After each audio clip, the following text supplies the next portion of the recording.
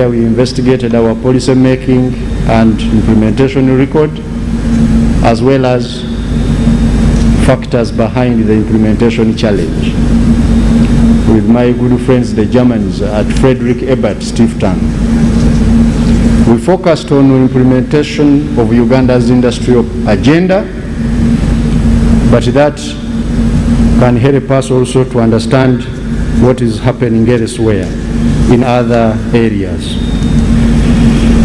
What does literature say? We found from evidence, number one, that top-down implementation is only successful if goal consensus among key actors is high.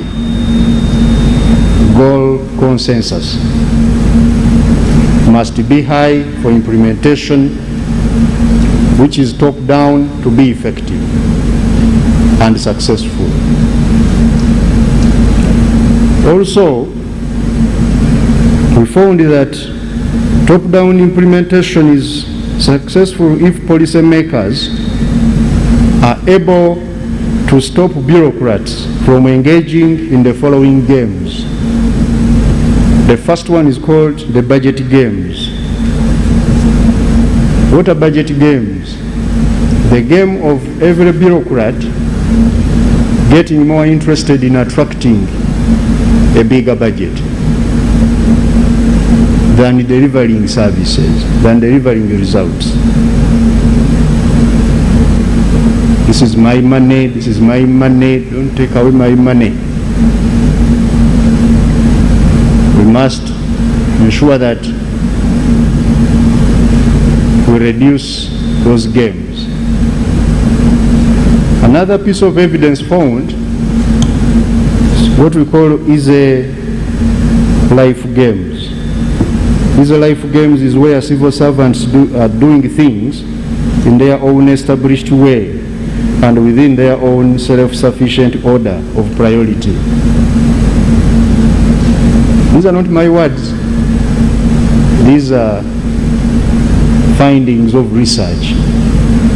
I was just reviewing research with a group of other people.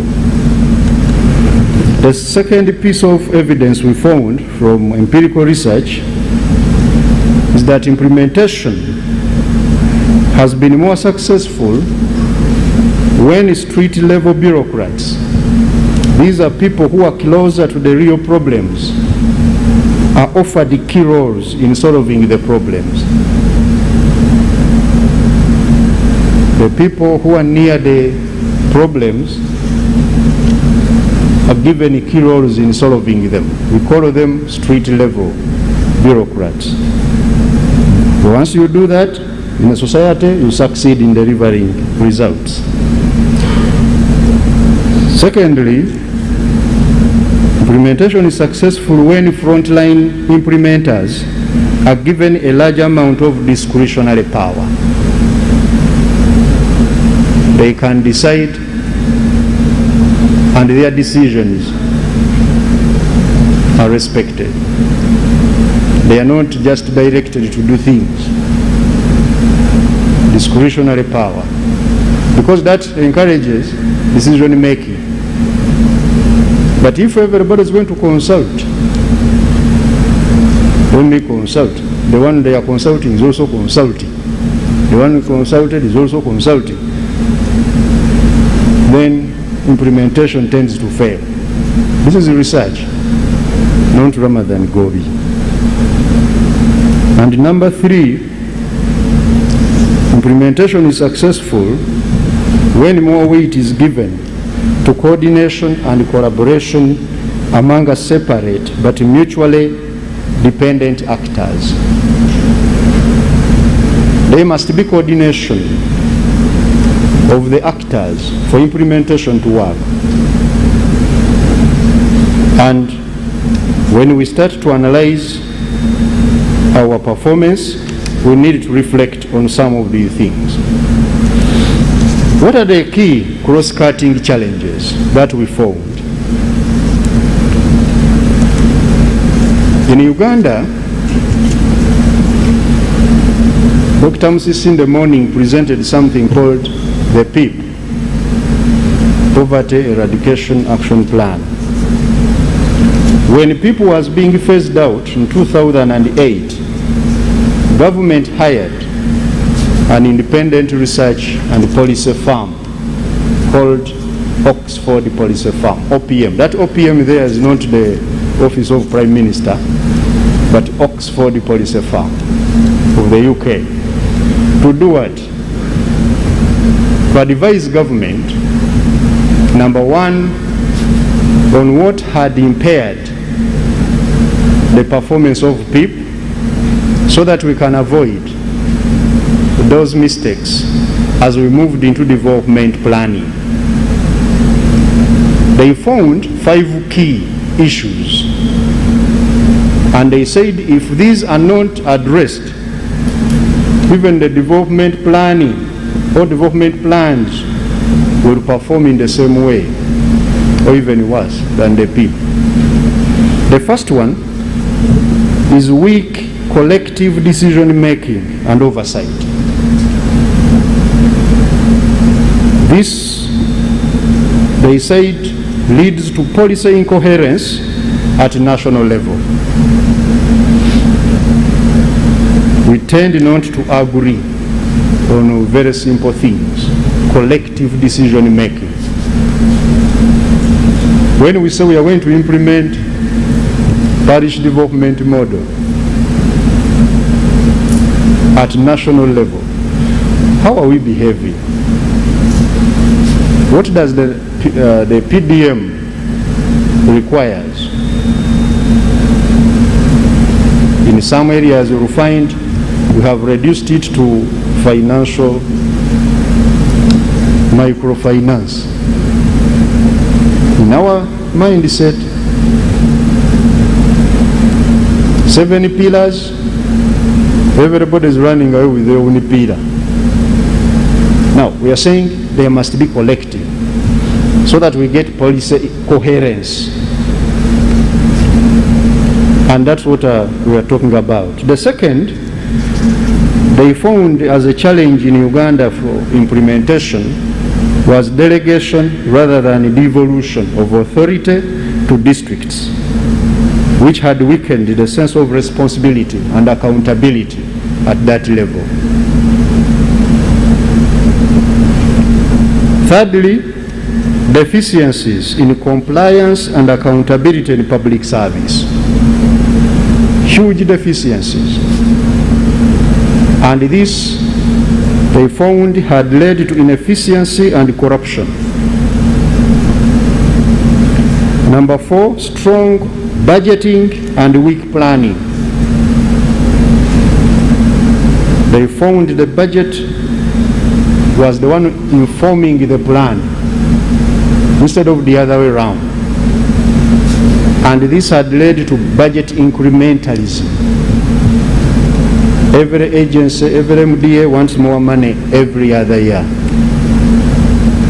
instead of the plan to agree on the plan, and the plan informs us on where we should budget.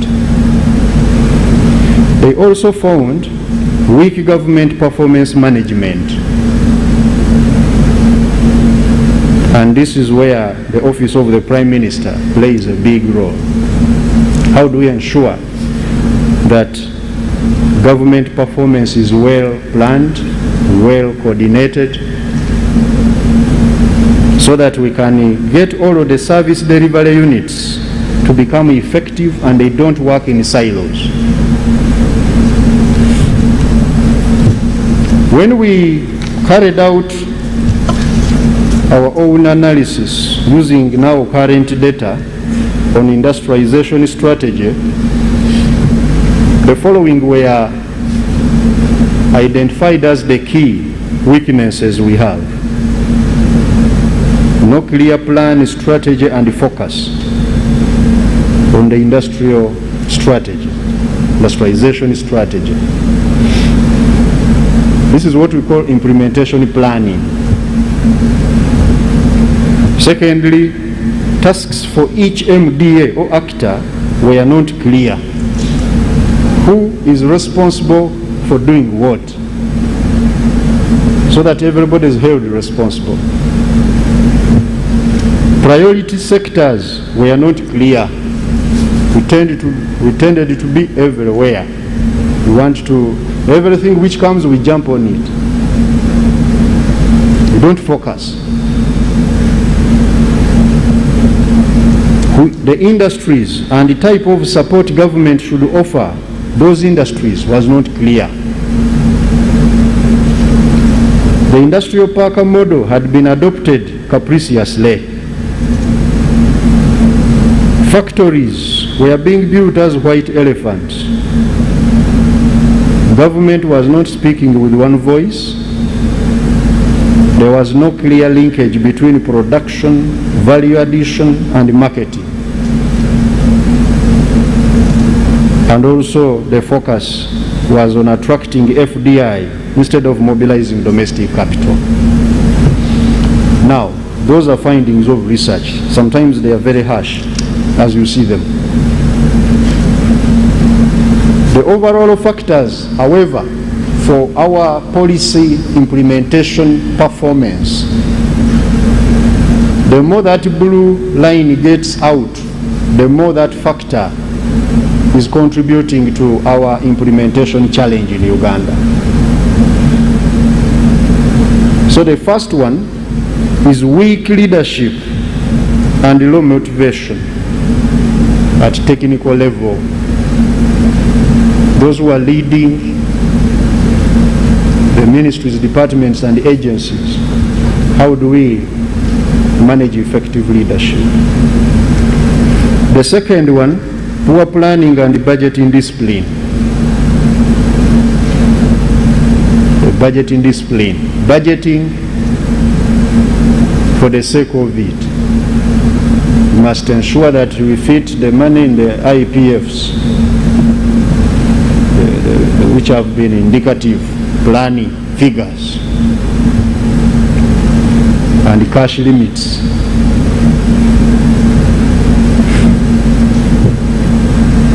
Corruption is another factor which is failing us. Implementers without decision-making power, long bureaucratic and corrupt procurement cycle, inadequate human resources, weak oversight, and finally, conflict and poor conflict management. These are now things we should be addressing. And that is the last statement I will speak in normative terms. Because now I'm no longer a researcher. I am at the pinnacle of ensuring that we address these things together with everybody else. Now we come to the policy implementation successes. There are things we've done, especially in industrial policy implementation, industrialization agenda, which are worth celebrating and also upscaling and leveraging. The first one is the fact that industrial policy is back on agenda. I don't know whether this is a success to Dr. Musisi. Dr. Musisi, my chief advisor on macroeconomics, now has to look at that. Industrial policy is back on agenda. And it's a very great success to see that today we can say, let the state play a more active role in facilitating the economy to get to places where the economy has never been, to get into areas where private sector is not comfortable. Like usually some people say, no, what is government doing? What are you doing in these areas? Over the years, The people of Teso have been growing oranges and mangoes for decades. And those oranges, they were rotting on the trees in that place, or they sell to Kenyans at 20,000 a sack. And there is a private sector in Uganda that needs money, but none of the people in Uganda, including myself, had ever thought about building a factory in Teso to process those oranges and mangoes, to add value to them, so that you can facilitate the local economy. Until in 2008-9, when the government said, no, let's go to Teso and build a Soroti fruit factory. That's what we call experimentation, which private sector cannot do. Private sector doesn't experiment. It goes to where it is assured of a return on investment. It's government that should experiment. All successful economies did this. So that's a great success. The second one is improved infrastructure, which we all know. SME industries along highways have come up. Private sector has embraced the industrial park concept. Growth of established manufacturing companies. When you look at our established companies, have been growing. And recently, as Dr. Musisi told you, we have seen manufacturing now coming up in our numbers as one of the major contributors to the growth. We have seen the Buy Uganda, Build Uganda supporting industrial policy. Commitment of private sector despite the challenges to the industrial agenda. Private sector involvement in policy making is a great success. That's why we invited you here to bring more ideas. And we are ready to implement those ideas as we have been doing. Relatively stable political environment and adoption of funds, absorption of funds has improved tremendously in recent years, despite still the challenges there. I'm about to conclude with the measures that can improve our policy implementation in Uganda. The first thing we need to do is to create more clarity on the goals and objectives of policies and plans. Implementation planning has to improve. We take it for granted, but it's a very critical aspect. When we say parish development model is the strategy we are going to use to deliver the NDP3, the vehicle, then we're going to start. We need to plan effectively. The money we want to send it to who? To do what? And how shall we ensure that that money is not lost? We shouldn't throw that in the darkness.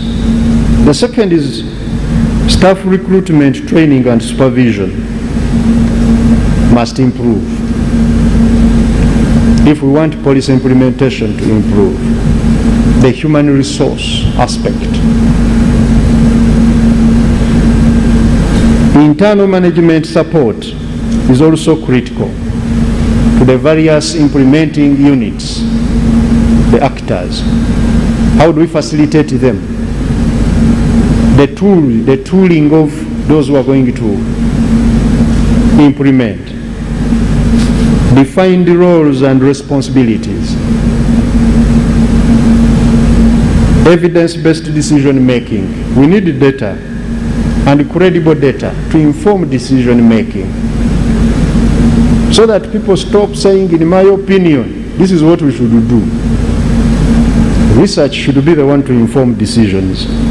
Accountability can't be overemphasized, as well as proper coordination by the implementing authorities. In conclusion, ladies and gentlemen, there is evidenced weaknesses at policy implementation in Uganda, as I've told you. However, this originates from weak policy implementation planning, which culminates into execution shortfalls. We need to stop the habit of running away with the policy pronouncements. We make pronouncement, we are implementing it tomorrow. That must stop if we want to move and bring in scientific ways of doing things by planning them with the data, so that we are moving in a systematic and a pragmatic way. Pragmatism means we are doing things with a calculated chance of success. And finally, we need to develop the discipline of preparing actionable implementation plans informed by research. I thank you.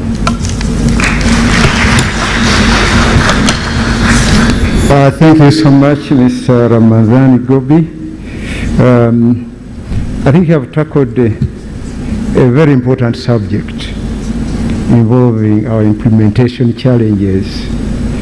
That research that you talked about earlier was done some time back, the evaluation of the PIP.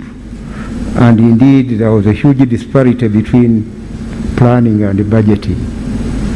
But we have since seen a lot of improvements through the series of national development plans that have been formulated. And I'm glad that as we speak now, we have a national development plan that clearly identifies the programs, agreed programs among different stakeholders. And those programs are linked to the budget. In other words, the plans now inform budgeting. And since the time I arrived at the Ministry of Finance, I think I've witnessed this. All the budget officers, the PS, the ministers, all ensuring that as they prepare the budget, that budget is linked to the plan. And the plan is now the National Development Plan 3, which is a great achievement. I think we have gone a long way in addressing this problem of the disparity between planning and budgeting. And I think this is what will drive the nation forward. And I'm glad you said all these things before the Prime Minister, because this challenge of implementation is largely the work of the Prime Minister, who is responsible for implementation coordination, to coordinate all the ministries, departments, and agencies of government, to make sure that what they promise in the plan, in the budget, is actually what they do, is what they deliver. And there lies the problem of effective monitoring. So, Madam Prime Minister, that problem of monitoring needs to be seriously addressed to make sure that what we plan is actually delivered. Now, the man at the helm of planning is here, Dr. Muvawala, but before he comes to discuss these papers, let's receive the second paper from Mire Kadu, our own, the Ministry of Finance, Planning and Economic Development. She's an economic policy analyst, and I'm told that she works in conjunction with the International Growth Center, and she's also a lecturer, I don't know whether this is true, at Uganda Matters University in the Department of Economics. I'm doubting because she cannot have two jobs, with vast experience in both qualitative and quantitative research. So, Madam Mire Kadu, please take the floor.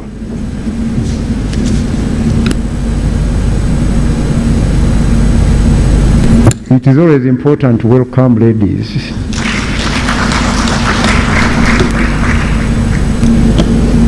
Thank you so much, Honorable Minister. the honorable ministers around, honorable members of parliament, permanent secretaries, our distinguished guests, a good afternoon. My name is Mile Kadu. Currently, I'm working with the International Growth Center in collaboration with the Ministry of Finance, Planning, and Economic Development. Initially, all before taking on this job, I was a lecturer at Uganda Matters University in the Department of Economics. My presentation is on policy implementation in Uganda, and this is evidenced from the previous Economic Growth Forum recommendations.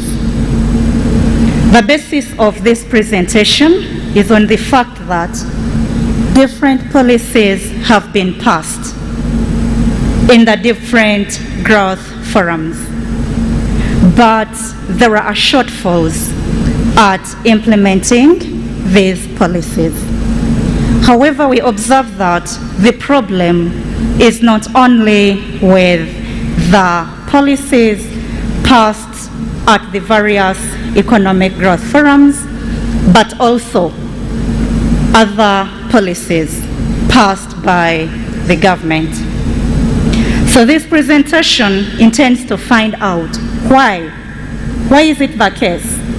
Why is it that policies passed are not effectively implemented? And this is informing my presentation.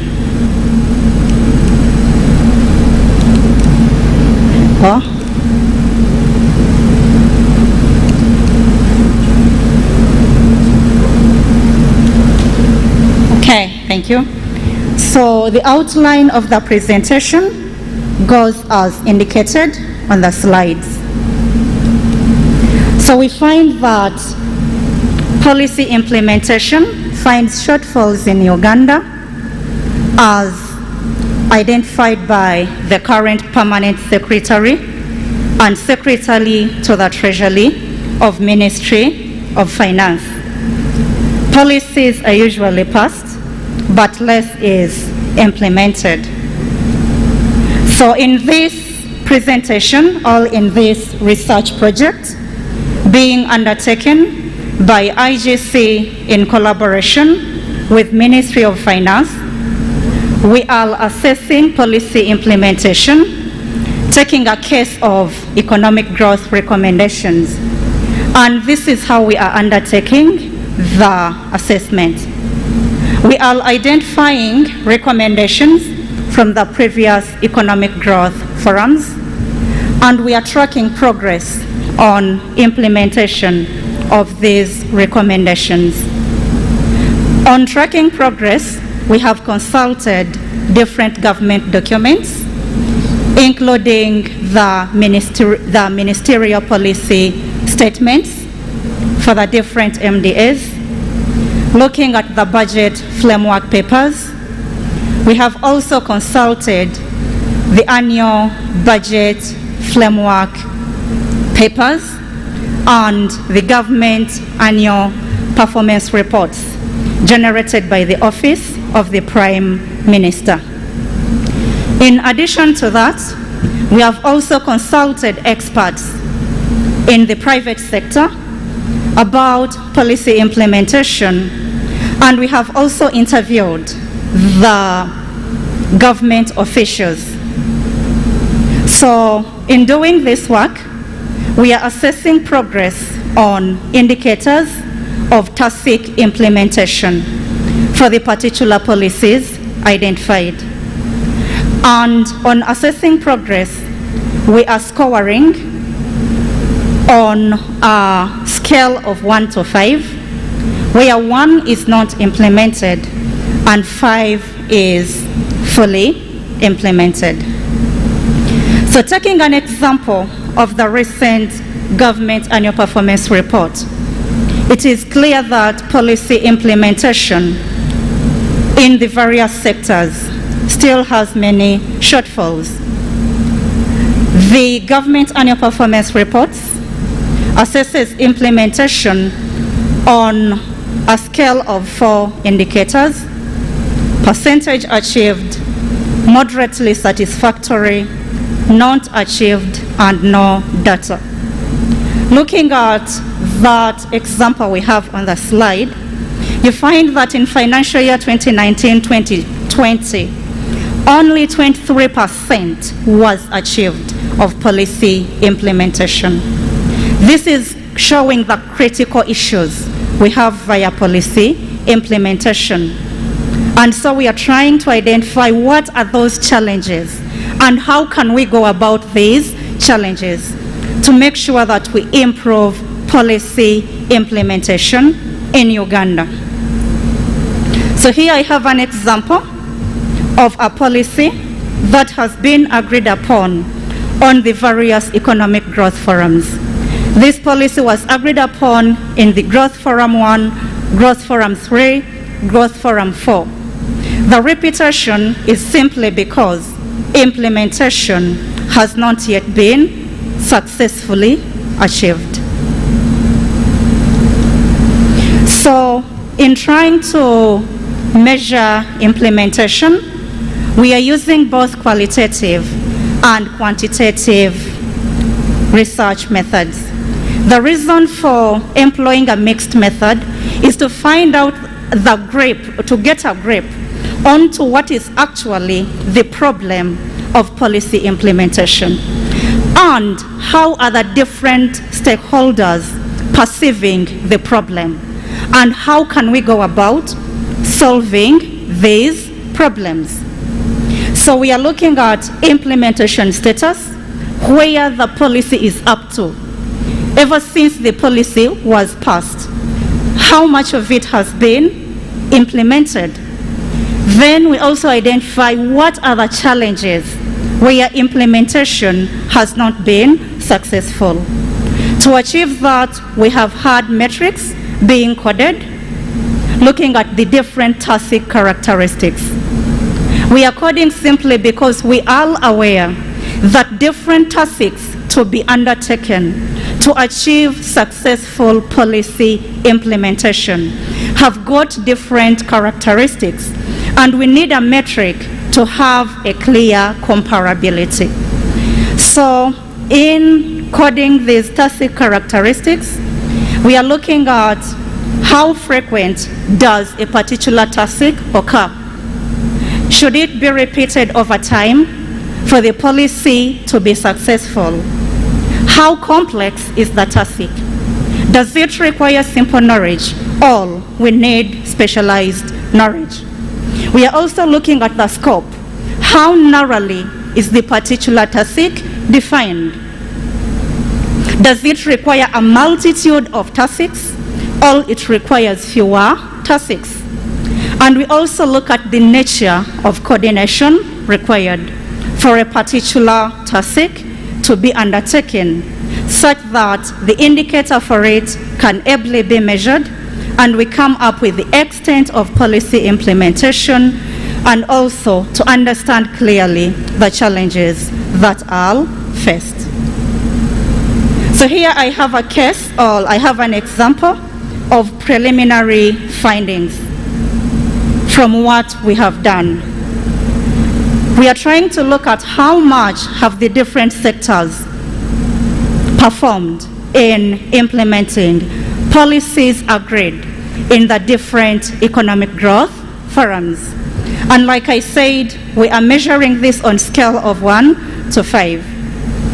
Public investment, on a scale of 1 to 5, preliminary findings are rating it at 3.5.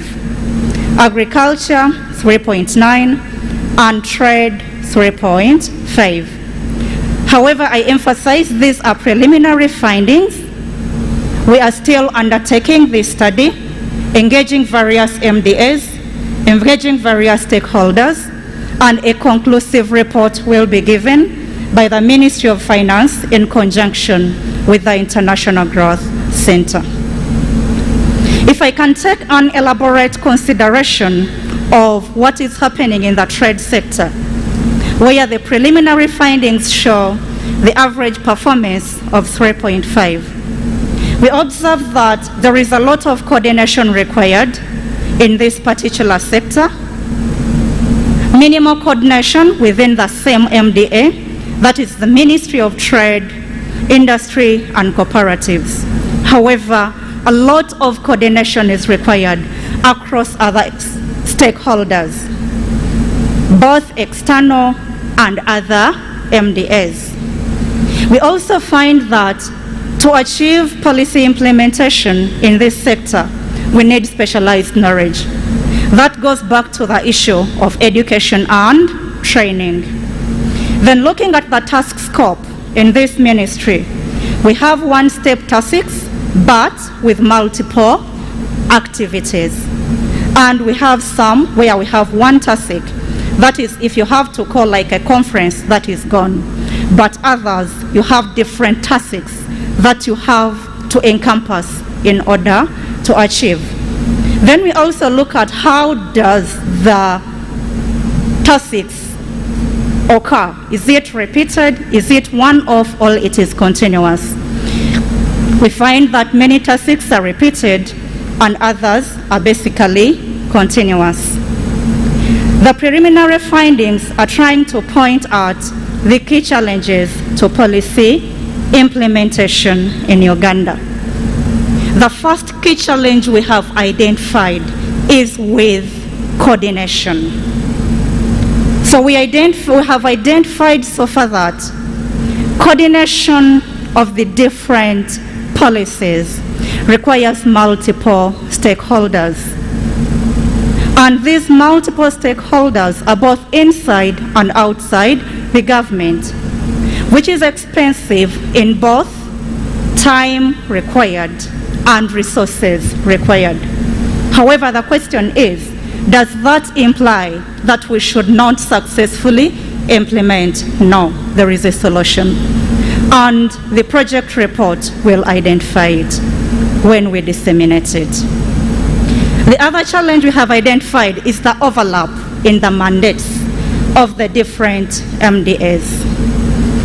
Different MDAs have got same tasks, which is making it very, very different to have accountability for performance. We have a clear example. Let us look at the special economic zones, and we look at how many government players are there. We have the Uganda Investment Authority, you have Ministry of Trade, we have Uganda Export Promotions Board, we have Uganda National Bureau of Standards, and several others. So you find that determining who is accountable for which output and who should implement a particular policy becomes a little bit tricky. So there is still a challenge in the mandates of the MDAs. And then finally, there is still a challenge of limited financing to achieve the different policies. We have limited revenue due to the limited physical space.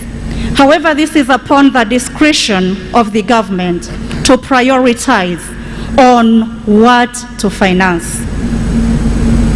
We clearly know that Uganda is highly dependent on trade, but the source code which we could use to make our electronic system functional for non-trade barriers is currently down.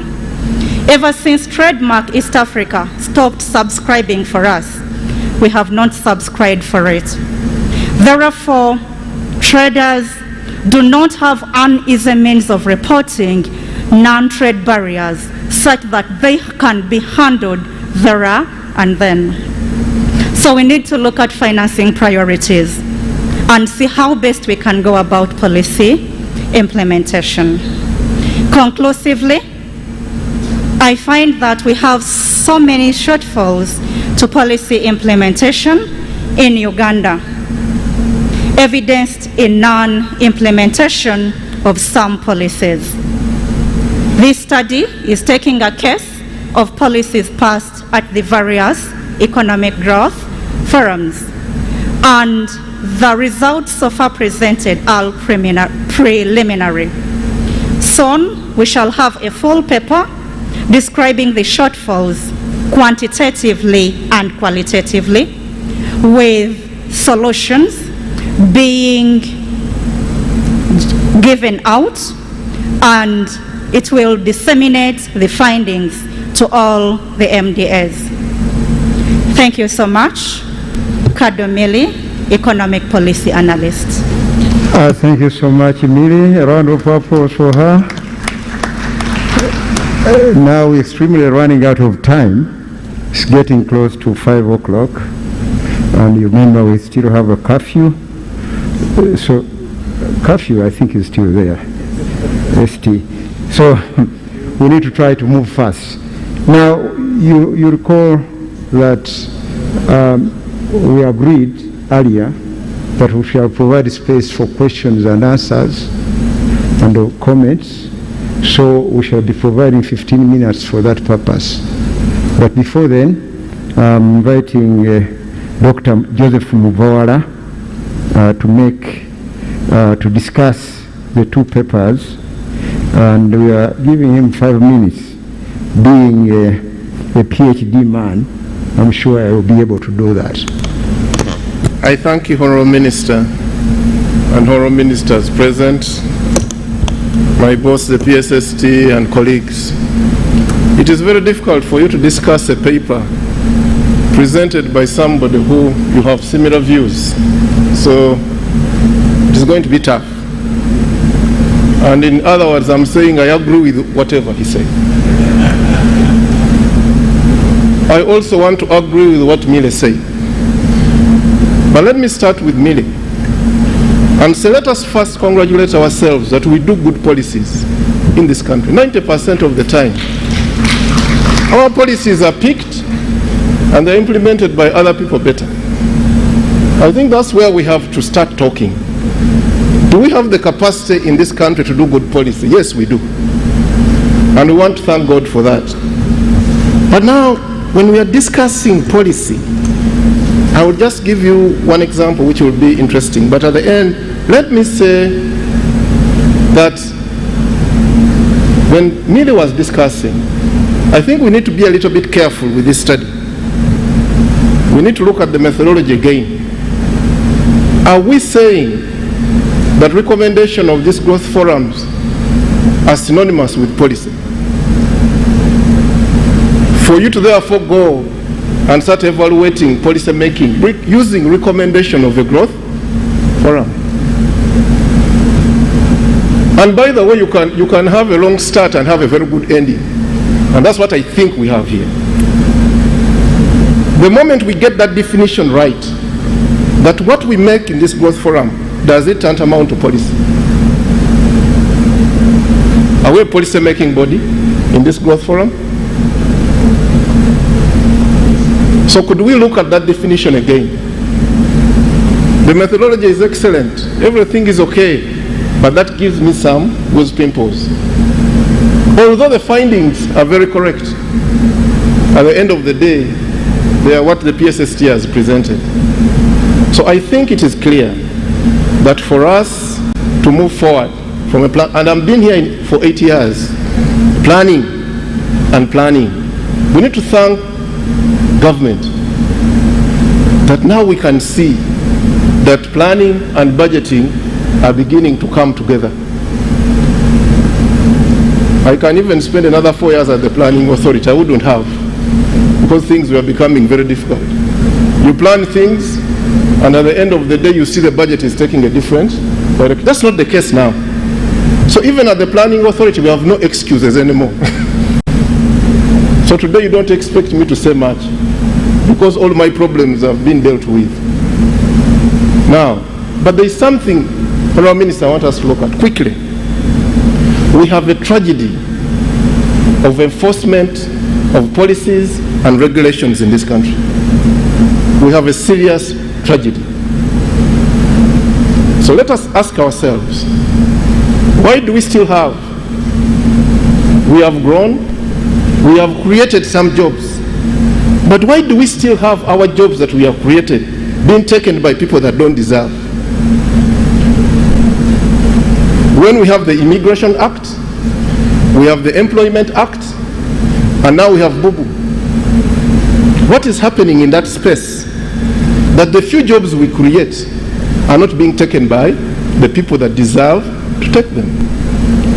Why is it that when I visit a hotel in Kampala, I find that somebody from a foreign country is the head of security? Don't we have retired policemen and army men in this country? Good question. When I go to a hotel in Entebbe, why is it that I see people from a foreign country who cannot even speak the language work in this hotel?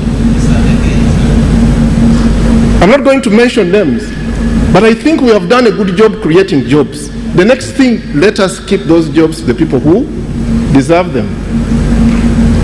Are you noticing something in regulation right now? Those who live outside Kampala, what are you seeing?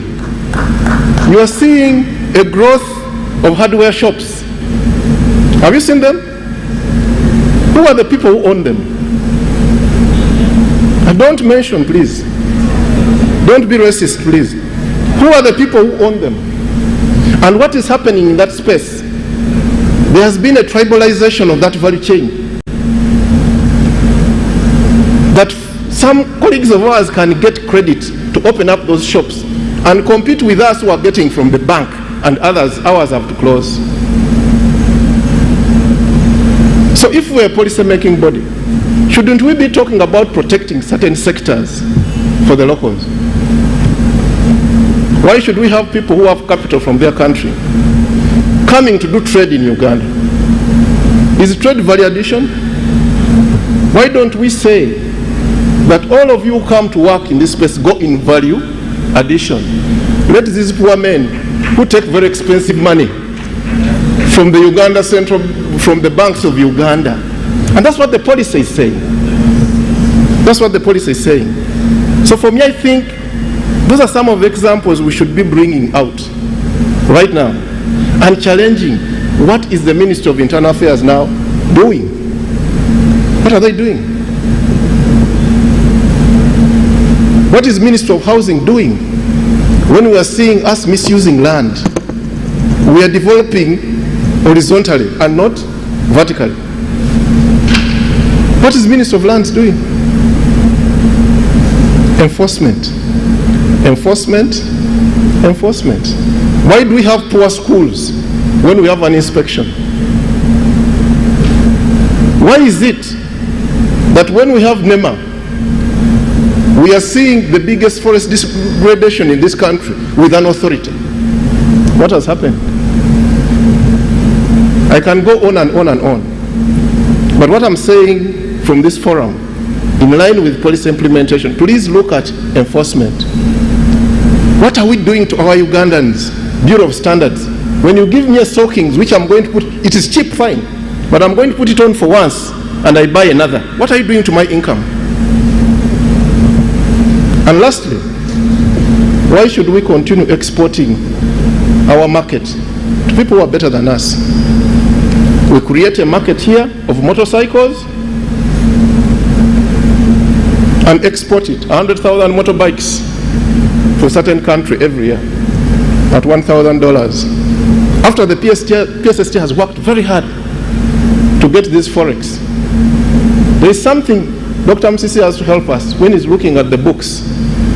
Why is it that after we have given a contract to a Ugandan, you go and print books in China? And their printer is in this country?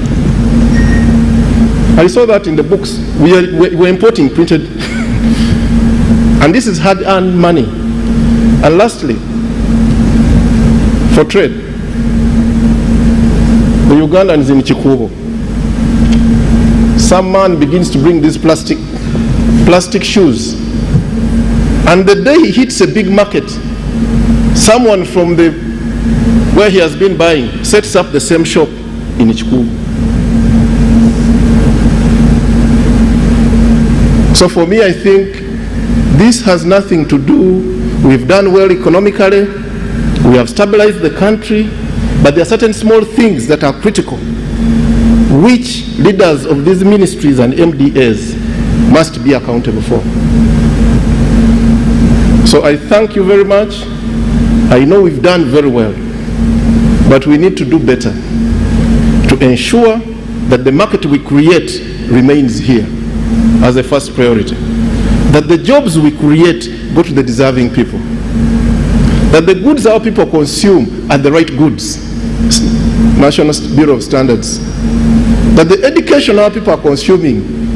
How can you fight corruption, for example, if you don't have service delivery standards?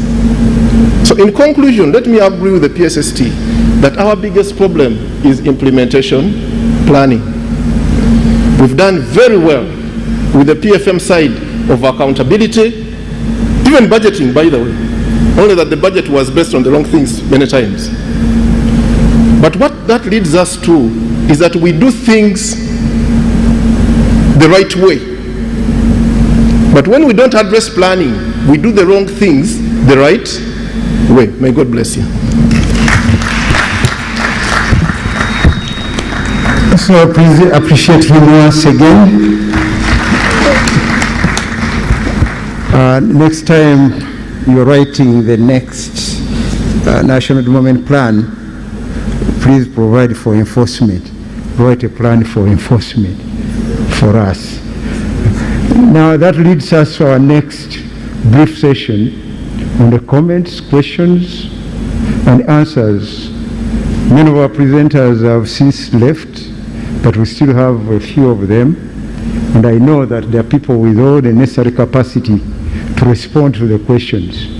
The ST is here, Dr. Mvara is there, Dr. Musisi is there, the advisor, Professor Kamontu is there, you know, Kabwa, Director Economic Affairs is there. You know, even from the private sector, I see people like Philip Idro, who know quite a lot, from Parliament, you know, we have the chair of the Finance Committee. So we have the necessary capacity to respond to the questions.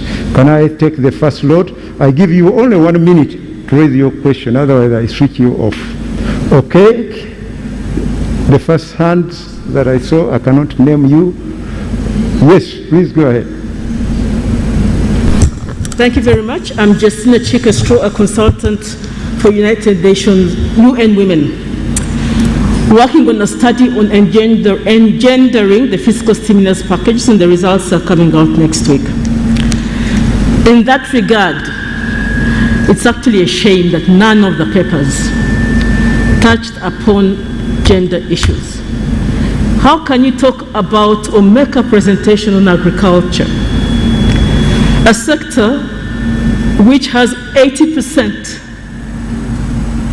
women employed? I'm going to take more than a woman. This is a very important point. And you didn't talk about it, so I have to spend time on it.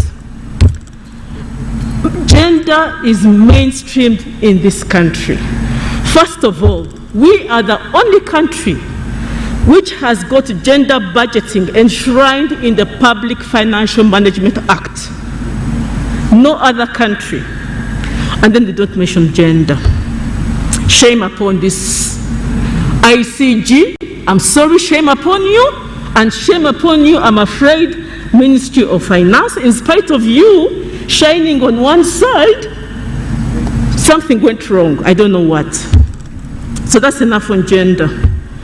This morning, I turned to Ministry of Finance. They were praising themselves or showing how poverty has reduced, how GDP has, you know. And my neighbor whispered to me, I don't agree with that. And she had a point.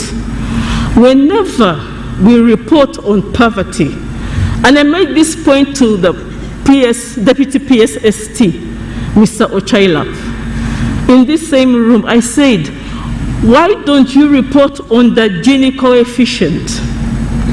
The Gini coefficient, the trajectory has not improved. The most recent household survey has shown that more people have moved back into poverty. So, you know, we have the data there, and as Dr. Muvawala has said, we are very good at making policies, and I think Uganda is very good in data. The UNHS, I'm sure, is the only one in the world that is provides gender disaggregated data. So please, next time we have this forum, ICG, please, wherever you are, whatever, IGC, don't come back here without presenting us papers that mainstream gender issues, all right? Otherwise, stay away. Seriously. The last point I would like to make, is on the presentation by the PSST, and thank you so much, because for year upon year, supplementary expenditure has not been kept within what is stipulated in the PFM Act, and I think also in the budget, in the Constitution. Lastly, I cannot but not agree, anyway, you know what I'm trying to say, with Dr. Muvawala. This is not a policy-making forum. We all know how long it takes to make policy. We all know what through process we go through of consultation. This is, yes, a workshop that tells us we have not implemented the recommendations of the previous workshop. Therefore, we should recommend them, but not say we have failed to implement policy because of what we did not implement in the previous workshop. Otherwise, it's been an excellent meeting in spite of all the shortcomings I've highlighted. Thank you.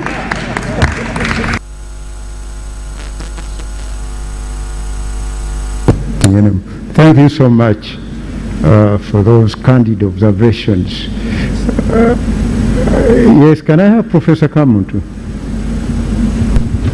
Thank you very much, Chairperson. Chairperson, I want to share with the participants that it is true I was the chairman of the 2021-2026 Manifesto Committee, and the members included you as chairman, Honorable Amos Golovi. It included the permanent secretary for Treasury, Ram. I have seen Asuman here as well.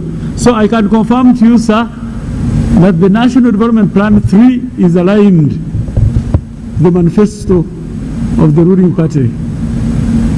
My question now is, yes, the dream of the country, which is its vision 2040, is to transform it from being predominantly peasant to being a modern and prosperous country. And we have proposed in the manifesto the parish development model as the last mile, in achieving this goal. And I'm pleased with the PSST presentation. We have identified what has been bottlenecks in implementing these policies. I really hope, this is an expression of hope, I really hope that with you in the other side of the counter, from where you have been to where you are right now, the parish development model, our last mile, in takeoff stage of the economy will be achieved. If not, there will be a credibility crisis. Yes, there will be a credibility crisis. With Amos as the Minister of Planning and Ram as Permanent Secretary for Treasury, for the country not to achieve its vision of economic takeoff to self-sustaining growth, then appearing for us will be very difficult in future. Thank you very much. Sounds like an indictment. So can I have Dr. Kefa?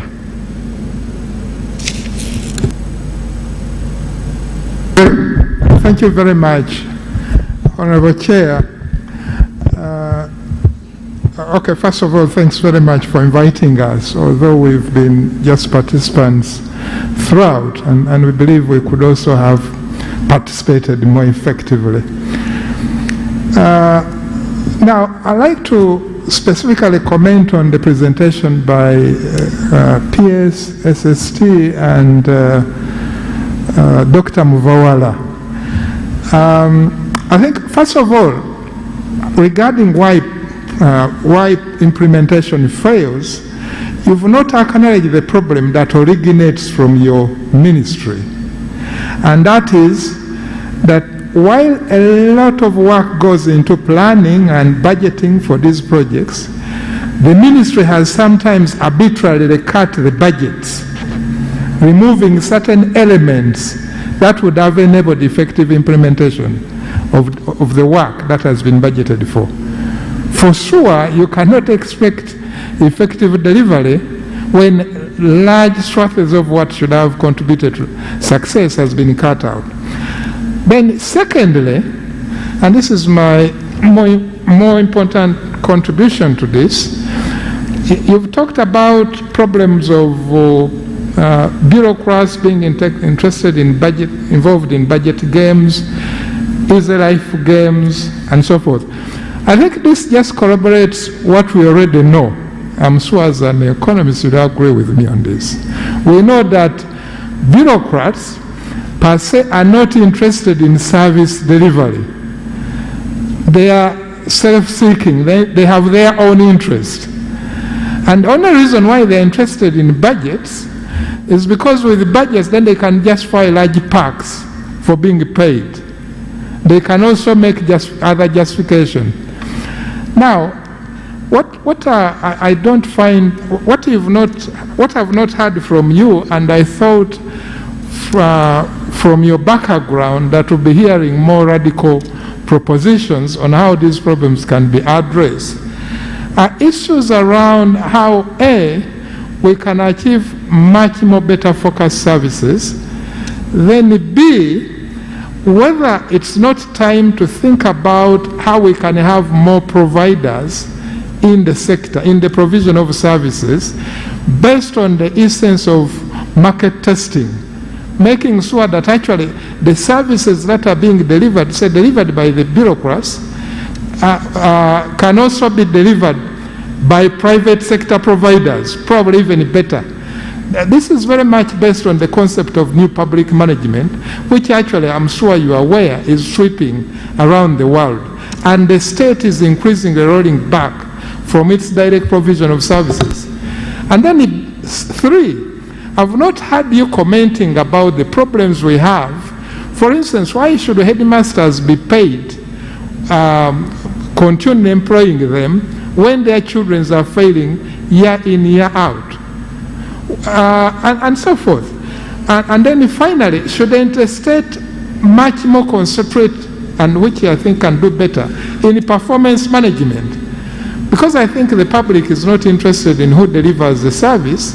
What we're interested in is efficient and effective delivery of service. But what we're interested in here, on the side of the state, is making sure that the money that has gone in has delivered successful results. So I think we need to think about whether things can change, and we do it better than the way we've been doing it. Okay, thank you so much, Dr. Kefa. The gentleman behind you.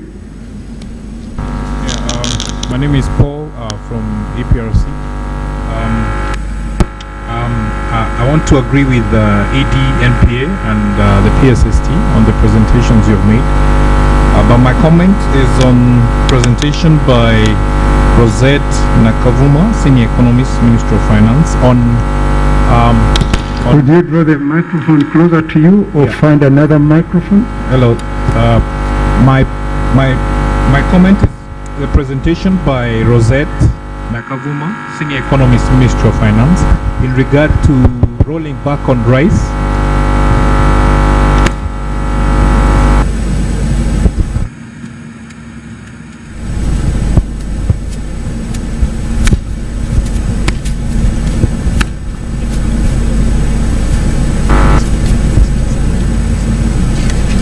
My comment is on presentation by Rosette Nakavuma on rolling back on rice and wheat. I think that will not be good. As population grows, you look at the data from Asia, As population grows, the more the consumption of rice. I think the best approach, as you know, by 2050, I think the population of Uganda will be approaching 100 million people. And the planting of cassava, sorghum, wheat will not be sustainable. So we have to, whether we want it or not, rice will be our staple food. If you look at the data from Asia, we will be eating more rice than any other food. So the direction towards improving nutrition should be fortifying the rice as we go forward. Thank you.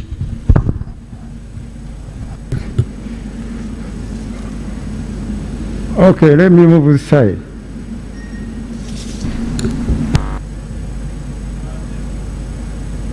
Thank you very much, Mr. Chairman.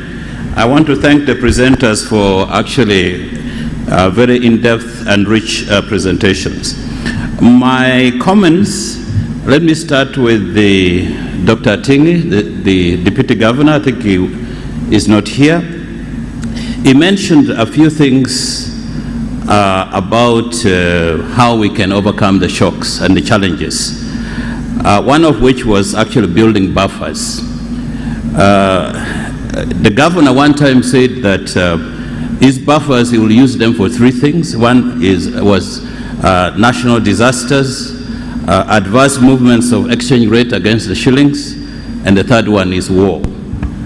Mr. Chairman, our buffers, actually, the situation has been exacerbated because of the narrow fiscal gap and our efforts towards debt repayments. My question to the Secretary to Treasury is that how are we going to manage debt sustainability given the limited buffers we have and the squeeze on the fiscal gap? The second one, Chair, is around governance, which you mentioned an institutional mechanism for transparency and accountability in the use of government resources.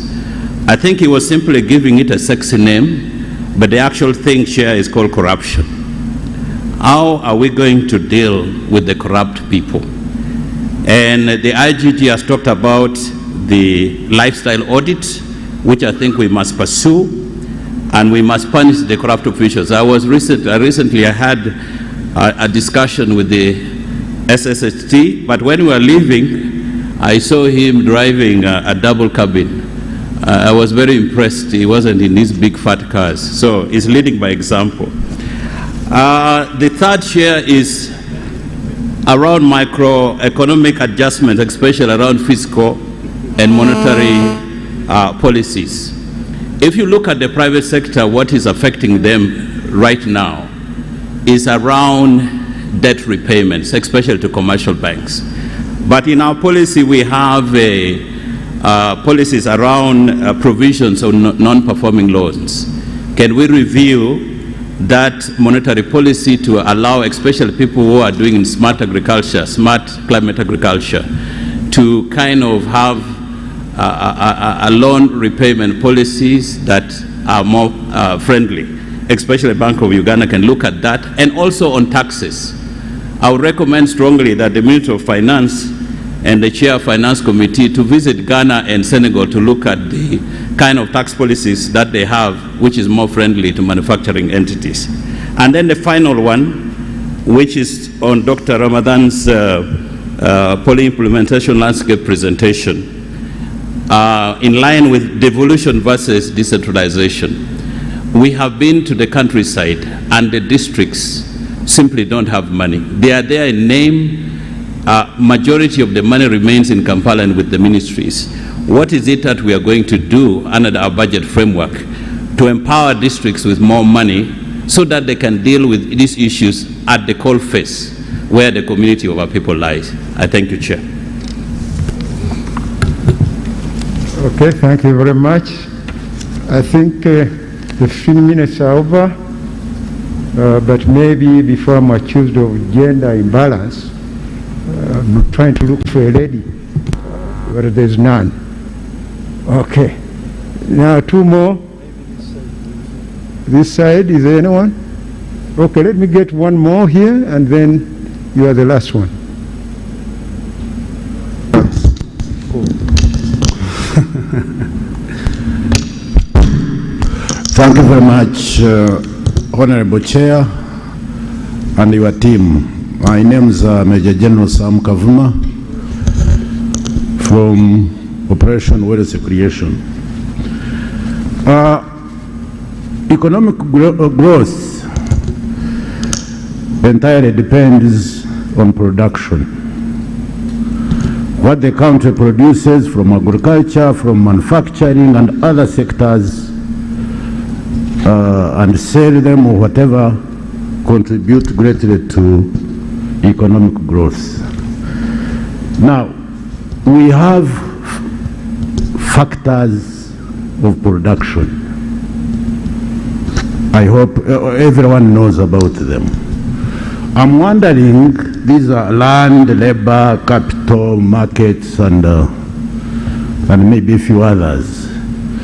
I'm wondering whether the way our factors of production are shaped and stand today can really deliver our economic growth to where we want it to be.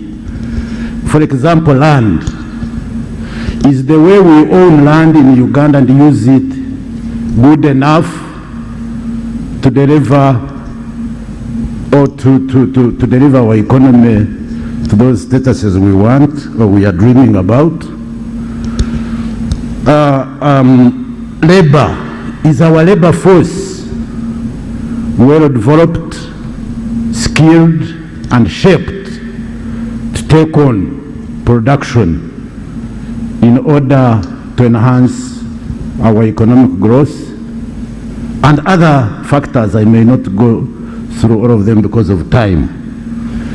And I want to believe that one of the reasons why some of these very good policies are never implemented, it is because at some point they find these factors of production a challenge.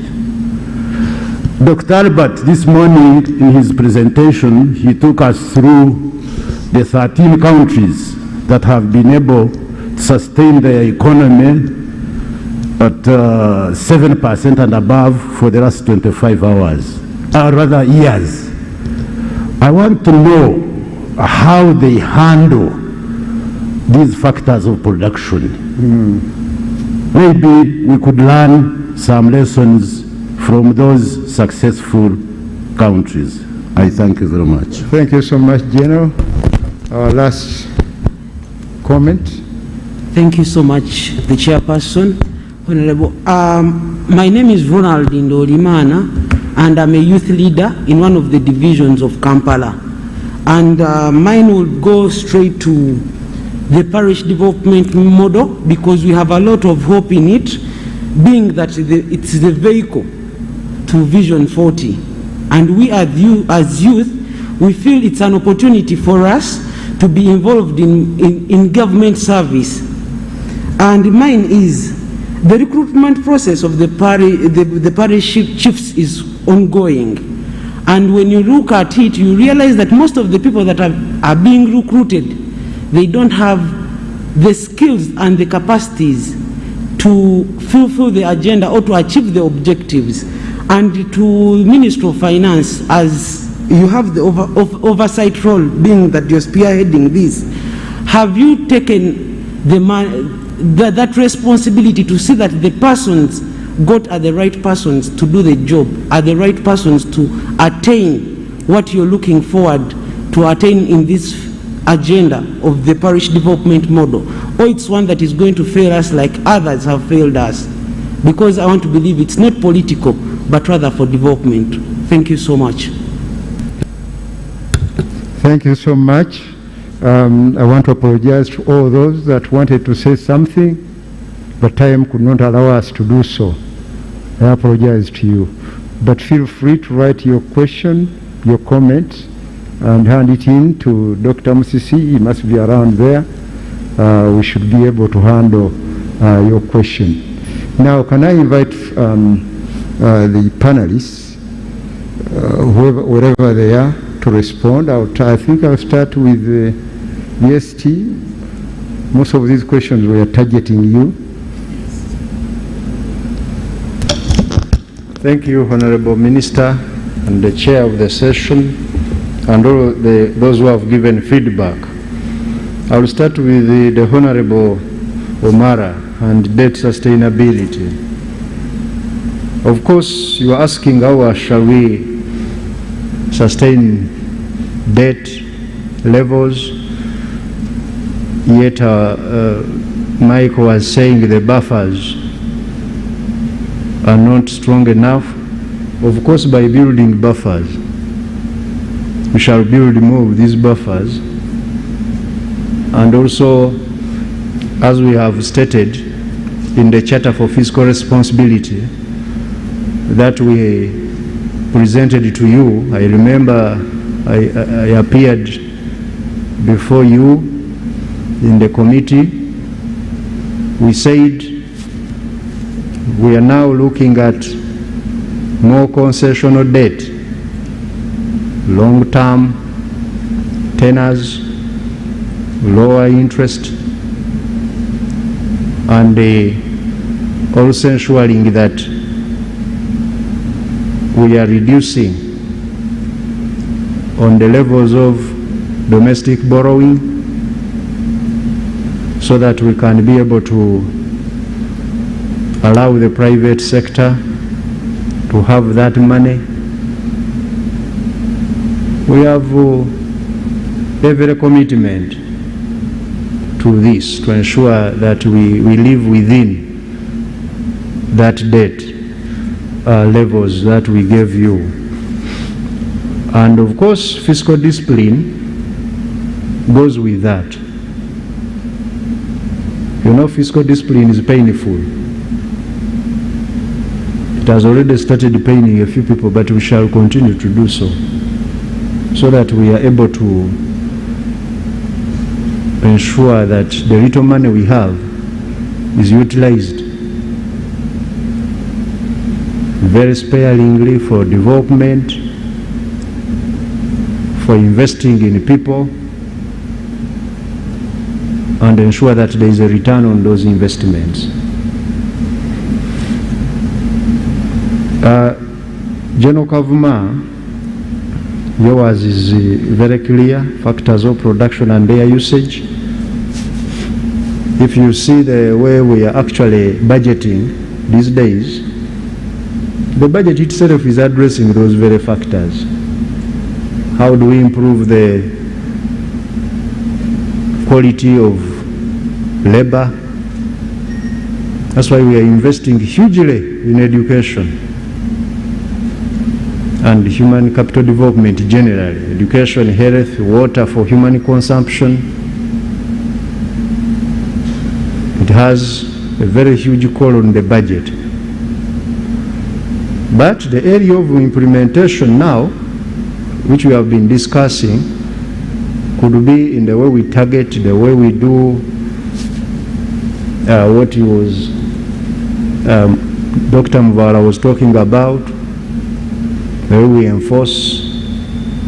For example, when we invest in education and the children going to school, you will find that actually government has paid money, but children are loitering in the villages.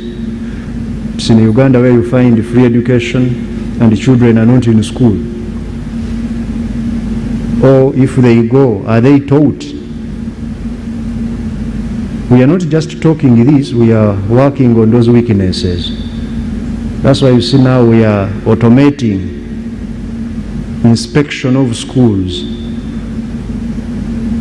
because it's difficult to run around hunting teachers in the villages of Uganda.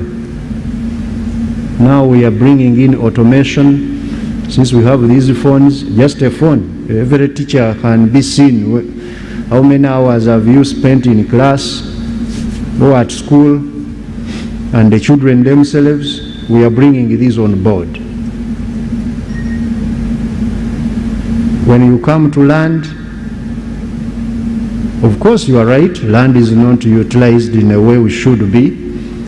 And there is some huge obsession with the land in this country. People even kill themselves. They think land is the most important factor of production. They don't realize that actually the richest countries are those where people invest in other things. But how would we utilize this land? And on this, it goes beyond just this real estate and agriculture and so on. Look at the mining sector.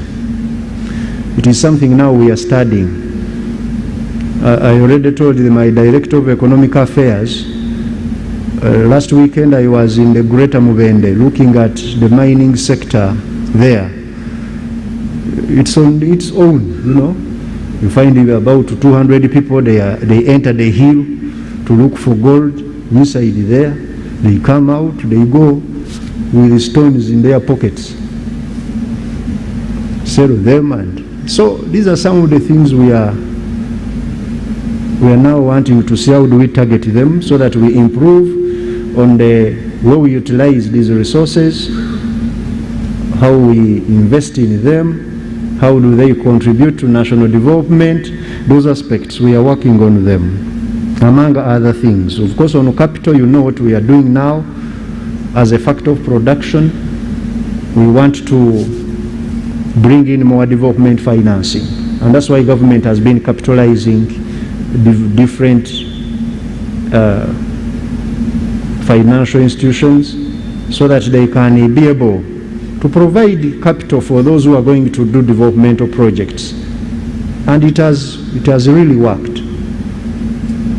Although government is not good at PR, some of us who have this data, you see, for example, all these things we are seeing in the manufacturing, you see, which is coming up. You will see there are footsteps of government providing some patient capital to the manufacturers,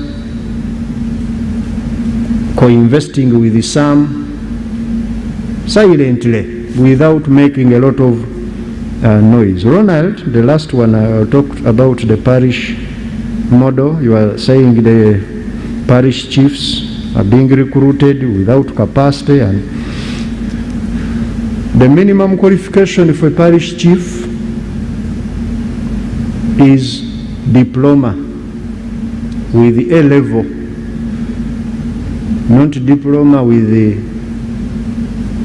a basket of papers, but you must have A level and then a diploma. And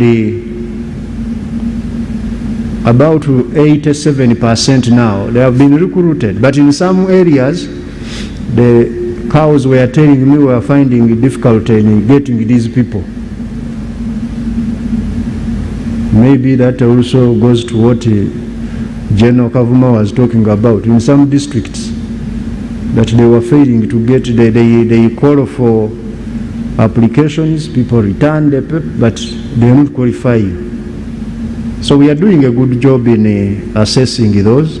We shall ensure that, especially those who are responsible, my colleagues in the Ministry of Local Government, they are doing what is necessary and they are supposed to do to ensure that we get the right people for the job. I thank you.